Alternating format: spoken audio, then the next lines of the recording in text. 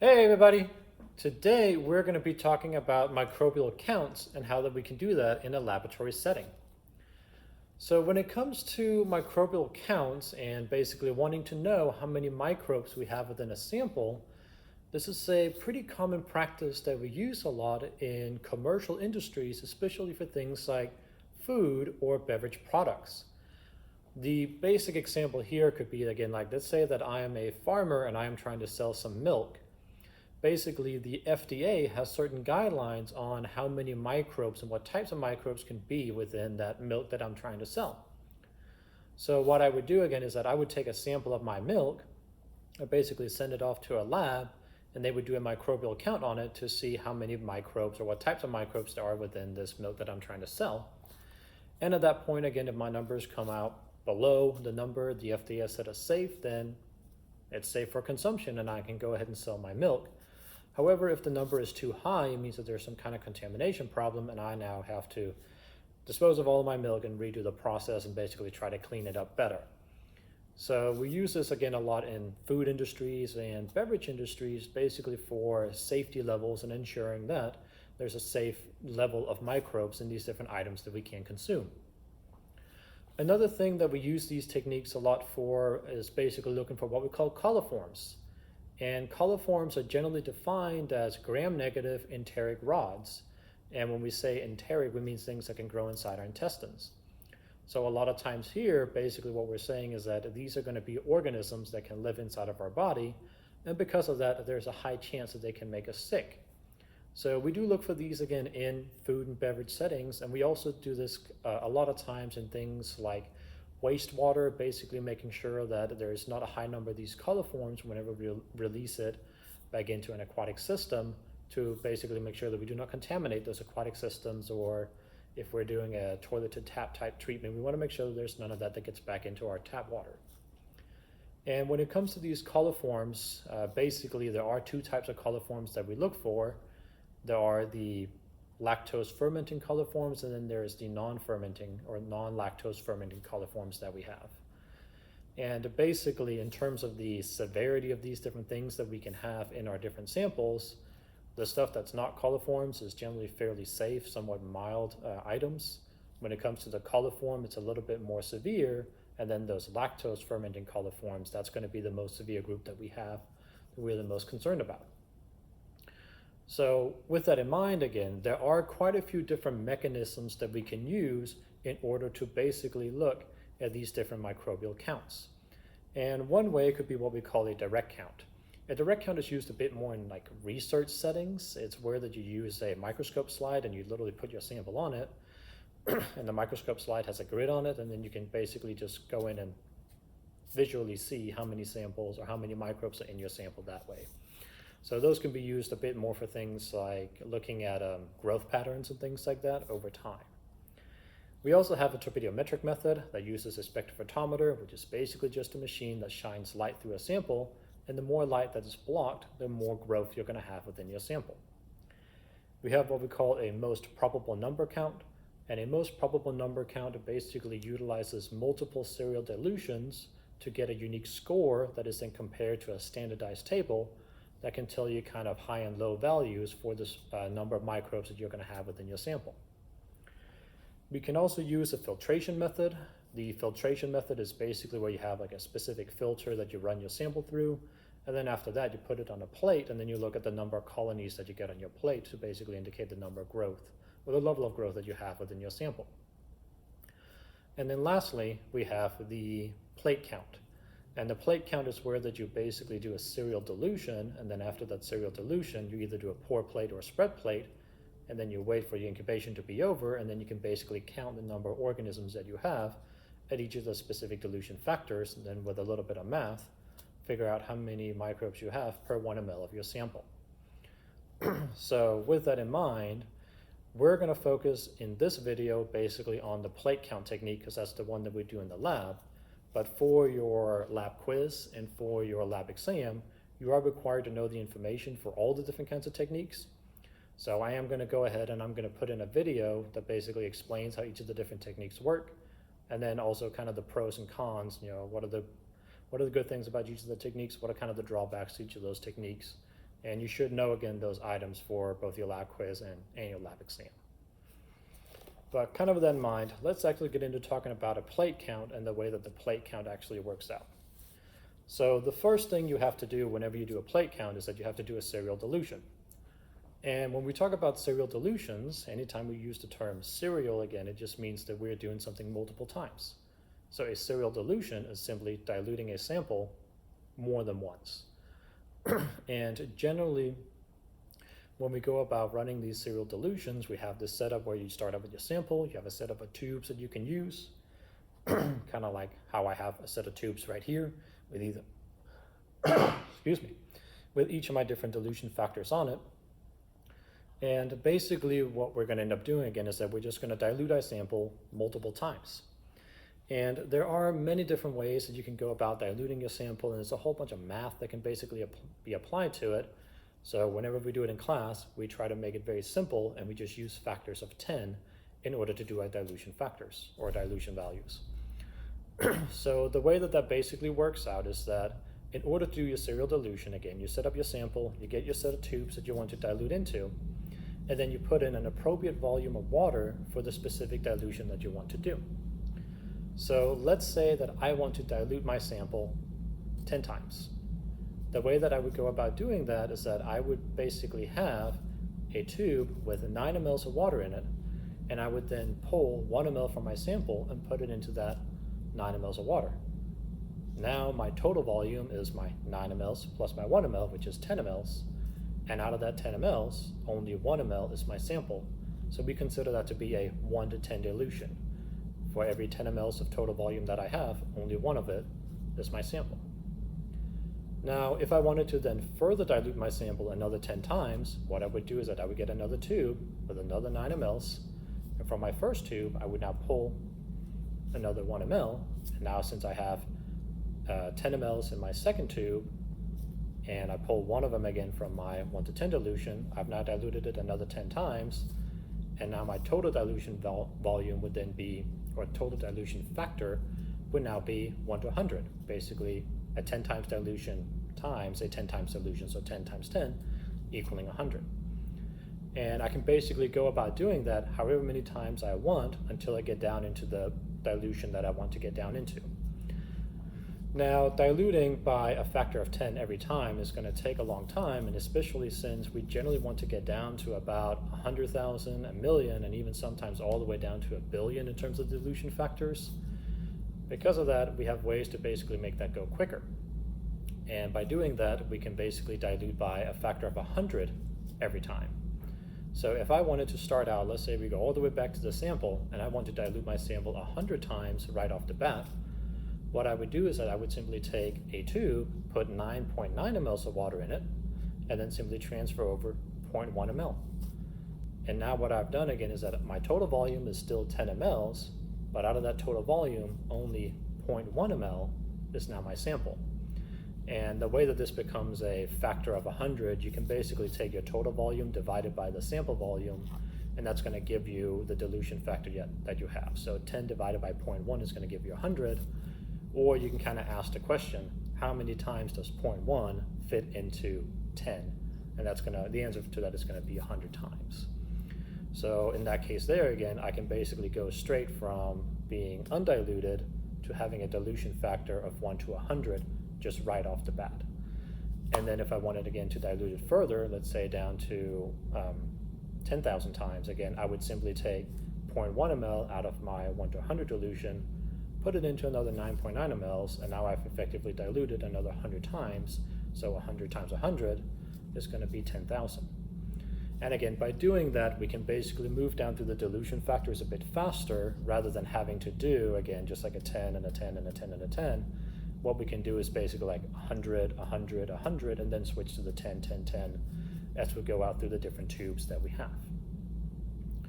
So that's kind of the basic way that a serial dilution works out. So let's talk about the materials that you would need to run a serial dilution, and it kind of depends on how many dilutions that you're going to be doing.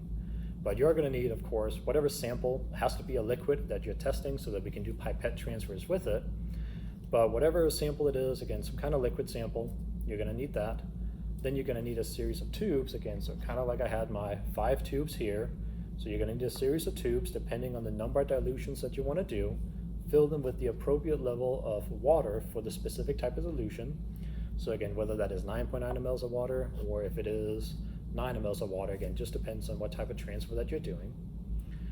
And then you're going to need a pipetter, and you're going to need either disposable pipettes or glass pipettes that have been autoclaved. And again, you're going to need enough of these to basically use a new one for every single transfer. We can't use the same one as we go down through the different dilution factors. The big thing here is that the inside of the tubes, or so the inside of our pipettes, they are going to get quite a few of those microbes in them. So if I just use the same one that I used in the first tube, like inside of my sample, if I use that one for all the dilutions, I'm going to get the same results all the way down through. So basically, once you've done one dilution, you have to basically throw out your pipette, or if it's a glass one, again, put it over in the area so it can be autoclaved, grab a new one, and then do your next dilution, and then basically switch that all the way through. So it is kind of a tedious procedure, but it is the way that we have to do it to ensure, again, that we get good numbers all the way down through. Now, once you've done your dilution or your serial dilution, again, that's kind of the materials that you're going to need for that part there. So once you've done your serial dilution, at that point, you can now either do a pour plate or you can do a spread plate. So in terms of the materials that you would need for that, you would either need, again, enough materials for the pour plate in order to do however many dilutions that you wanted to test. Or if you're doing a spread plate, you would need enough materials for that in order to test however many dilutions that you want to test. And then you just go about basically doing pour plates or spread plate techniques from the different dilutions that you have. And hopefully, once you've then let your plates, if it's pour plates, if you let them set up and basically make the plates, if they're spread plates and you put them in the incubator, once you've done your incubation period, hopefully what you're going to end up with is that your lower dilution numbers, or I guess I should say like your first dilutions, those should have more growth on them, and then they should become less and less and less as you start diluting your sample. So here's a set of plates that we used in class, and to kind of show it, again, this was one of our less diluted samples. Again, this was a 10 to the minus 4. So this one was diluted 10,000 times. Here is one that's 10 to the minus 5, so that was 100,000 times. Then this was our 10 to the minus 6, so 1,000,000 times. And then here was our 10 million times that we had here. So what we ended up seeing, again, was this nice decreasing growth as we went through, and that's, again, what we would anticipate seeing because the sample is becoming more and more diluted. And because it's becoming more and more diluted, again, we should see less and less growth. And that basically gets us into the part on how we can actually score our plates. And at this point, I do want to mention there are 2 basic ways that we can set up these types of techniques as well. So again, while we have both a pour plate and a spread plate technique, we can also do the counts in 2 different ways. We are going to go ahead and assume that there is a standard counting technique where we only utilize something like a nutrient auger or a TSA auger in order to do the technique. And then we have our advanced technique, which is basically where we're going to utilize both nutrient auger or TSA auger and a McConkey auger plate. And we'll kind of get into talking about the way that sort of advanced technique works out here in a little bit. But for now, let's assume again that we've done this experiment. We have our plate, so we did our serial dilution. This happened to be a pour plate, so let's say we did our pour plate technique. They've grown up, we have our samples on here, and really at this point it gets really fun. But now we have to basically count all the microbes that we have on our plate. And you basically go through and you just kind of start counting all the different cells, basically, all the different colonies that you can see on your plate. And this is another very tedious task that we have. So one of the ways that you can kind of limit a little bit of the work on this is the fact that we have what we call too many to count and too few to count in terms of our plates. So depending on who you ask, the specific ranges of microbes that we want or the specific number of colonies that we want on our plates is going to be either 25 to 250 or it will be 30 to 300. And the big thing here is basically like If you're under, again, that 25 or that 30 number, we say that it is too few to count. And what that really means is that the math that we have to do on this once we're done counting everything is not statistically accurate. It's basically not powerful enough to deal with numbers that are that low. On the other hand, though, if there's more than, again, than this 200 or 300 number of microbes on there, there's basically such a high chance that you're going to get an error when you make your count that we can't say that it's statistically accurate. And when we talk about something being statistically accurate, what we're just saying here is that there's a 95% confidence in your count. So if you were to look at something like this, again, with all those tiny little dots everywhere, if you were to count 100 of these that look like this, in 95 or more of those, you were to basically accurately count every single one and get the right number. That is what we mean when we say that it is statistically accurate. So once again, that there's more than 250 or more than 300, there's just such a high chance, especially once we get up into the thousands of these, there's such a high chance, again, that you're not going to be able to count every single one correctly. And because of that, again, we can't really use it as good numbers for our data. So when we're looking at some of these, again, something like this, just right off the bat, you can kind of see how I put T and TC on it already. Too many to count. And I can just basically say it won't even matter if I count this plate because the number isn't going to work out anyway. So I'm kind of eliminating a bit of work for me that way. For this one here, again, the student did go through, and you can kind of see all those tiny little dots on there. Those are the cells that they went through and counted on this one. And to make it a bit easier, they basically made it into a fourth, counted only 1/4, and then we're multiplying it out by 4. But they still ended up getting, what was it, 346 just in a single quadrant. So this one, again, is too many to count. For this one here, all those little dots again, we ended up with 141. So this is a plate that is usable in order to actually do our calculations. And then we have this one right here, which had only 10 on it. So because of that, this one would be a too few to count plate. But all around, again, once you're basically looking at your plates, you have to count all the colonies on it. And again, it does take a while to do. There's no real way to make it go any faster other than dividing your plate down and then trying to count a quadrant and then multiply out by that specific quadrant. But kind of with that in mind, again, let's talk about the math component of this, and the way that we actually tailor this into looking at is our sample, again, safe for consumption. So the way that you go about doing that is that we look for what we call original cell density, or OCD. And the original cell density is calculated basically by taking the number of colonies on your plate divided by your sample volume multiplied by the dilution factor that you have. So what we end up with right here, again, if we were to use this plate right here, this was our 10 to the minus 6 dilution. It had 141 on it. And the volume that we used in order to make the plates was 1 ml. So our equation now would look like 141 divided by 1 ml multiplied by 1,000,000. And because, again, our 10 to the minus 6 is equivalent to a 1 to 1,000,000 dilution.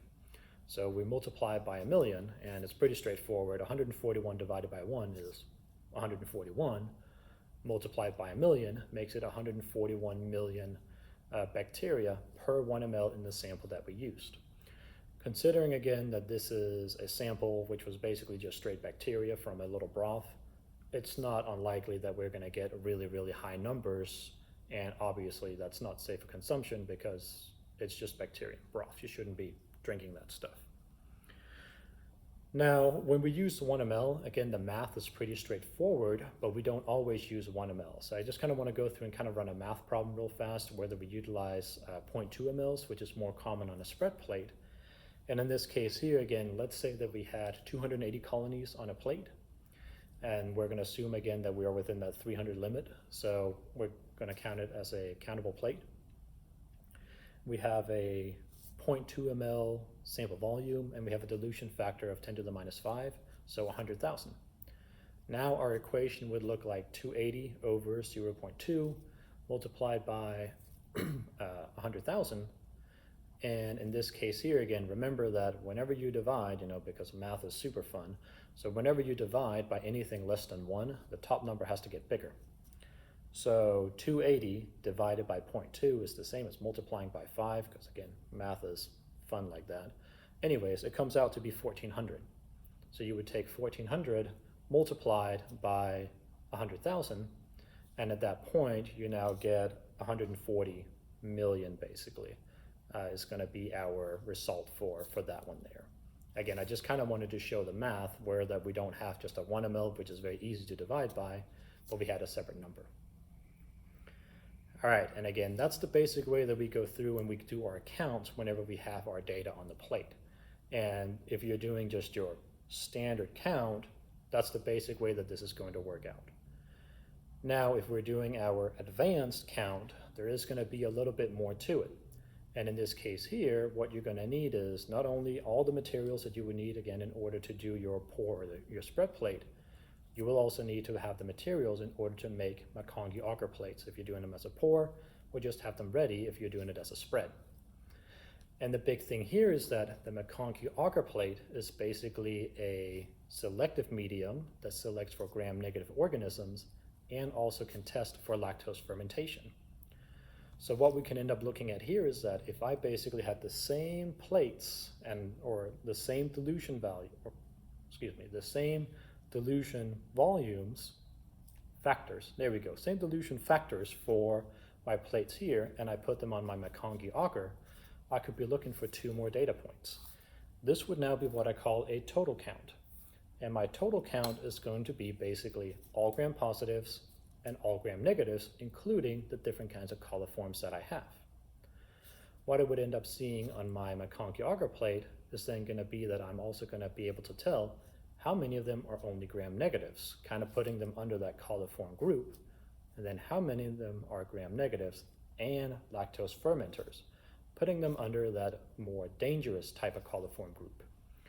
So because of that, again, I'm going to go ahead and post a video that explains how the McConkey auger works as well, because you are going to be asked a couple questions on, if you were to see these different things, what does that actually mean in terms of how many do you have total count, gram negatives, and then how many lactose fermenting coliforms are found within your sample.